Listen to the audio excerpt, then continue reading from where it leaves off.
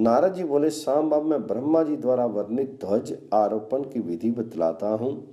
पूर्व काल में देवता तथा असुरों में जो भीषण युद्ध हुआ, उसमें देवताओं ने अपने अपने रथों पर जिन जिन चिन्हों की कल्पना की, वे ही उनके ध्वज कहलाए। उनका लक्षण इस प्रकार है।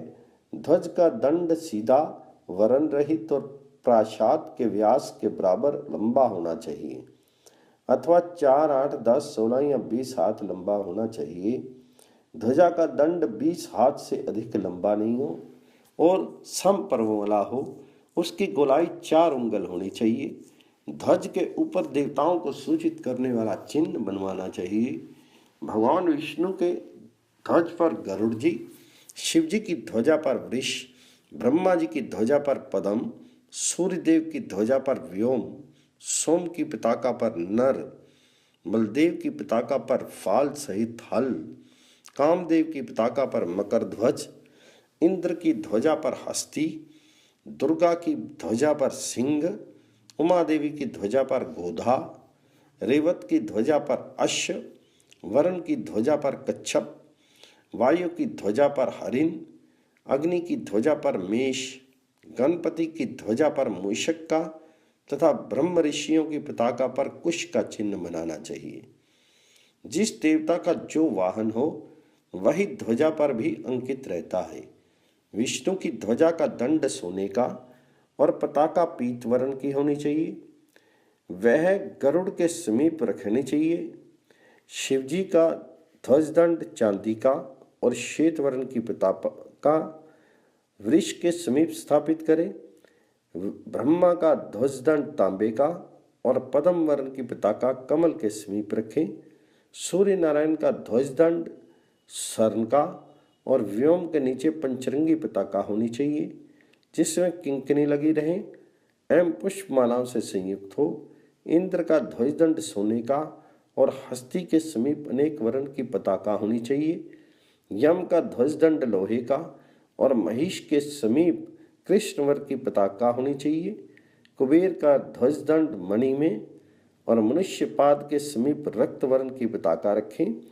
बलदेव का ध्वजदंड चांदी का और ताल वृक्ष के नीचे श्वेत वर्ण की पताका रखनी चाहिए। कामदेव का ध्वजदंड त्रिलो, सोना चांदी अथवा तांबा मिश्रित का और मकर के समीप रक्त वर्ण की पताका स्थापित करनी चाहिए। कार्तिक का ध्वजदंड त्रिलो का, मयूर के समीप चित्रवर्ण की पताका एवं गणपति का ध्वजदंड ताम्र का तथा हस्ती दंत का एवं मूषक के समीप शुक्ल वर्ण की पताका और मातृकाओं के ध्वजदंड अनेक रूपों के तथा अनेक वर्णों के अनेक पताकाएं होनी चाहिए। रेवंतक पताका अश्व के समीप लाल वर्ण की, चामुंडा का ध्वजदंड लोका, मुंडमाला के समीप नीले वर्ण की ध्वजा होनी चाहिए। गौरी का ध्वजदंड ताम्र का और इंद्रगोप वीर बहुटी कीट के समान अतिशय रक्त वर्ण की ध्वजा होनी चाहिए। अग्नि का ध्वजदंड स्वर्ण का और मेष के समीप अनेक वर्ण की पताका होनी चाहिए। वायु का ध्वजदंड लोका, हरिण के समीप कृष्ण वर्ण की पताका होनी चाहिए। भगवती का ध्वजदंड सर्द धातु में, उसके ऊपर सिंह के समीप 3 रंग की पताका होनी चाहिए। इस प्रकार ध्वज का पहले निर्माण करके उसका अधिवासन करें। लक्षण के अनुसार वेदी का निर्माण करें। कलश की स्थापना करके सर्व औषधि जल से ध्वज को स्नान कराएं।